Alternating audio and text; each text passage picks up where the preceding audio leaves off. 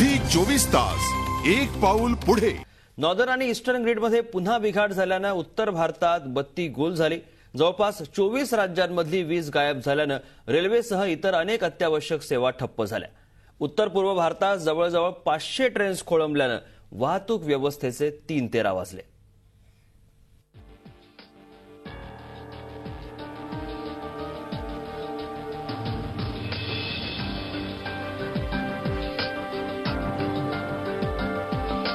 चोवीस राज्यात अंधार, 60 कोटी लोकांवर पॉवर अटॅक,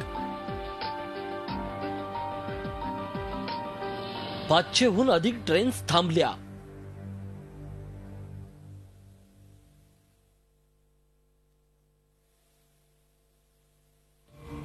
लाखो प्रवाशांचे हाल।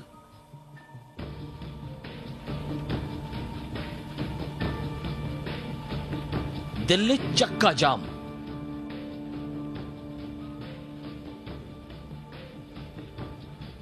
मेट्रोची वाहतूक थांबली।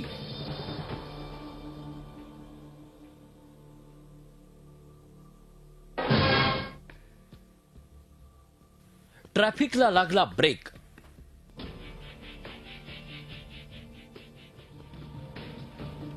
चोवीस तासात देशात पुन्हा पॉवर अटॅक झाला। एका झटक्यात पूर्वेतल्या अरुणाचल प्रदेश पासून पश्चिमेतल्या राजस्थान पर्यंत देशाची बत्ती गुल झाली। हे घडलं उत्तर पूर्व आणि उत्तर ग्रिड फेल झाल्यानं। कोलकात्यापासून दिल्लीपर्यंत सगळीकडे अंधार पसरला। अत्यावश्यक सेवा ठप्प झाल्या।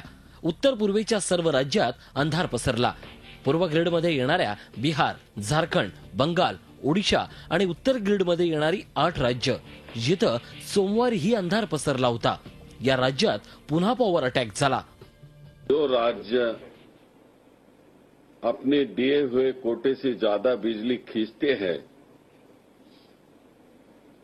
उन पर पिनल कार्रवाई की जाएगी। देशाची राजधानी दिल्ली ही ठप्प झाली। एनसीआर मध्ये अंधार पसरला। हे असं का घडलं? वारंवार ग्रिड का खराब होतीये? 24 तासात देशावर दुसरा पॉवर अटॅक झाल्यानं या प्रश्नावर आता विचार करावाच लागेल। झी 24 ताससाठी ब्युरो रिपोर्ट। झी 24 तास एक पाऊल पुढे।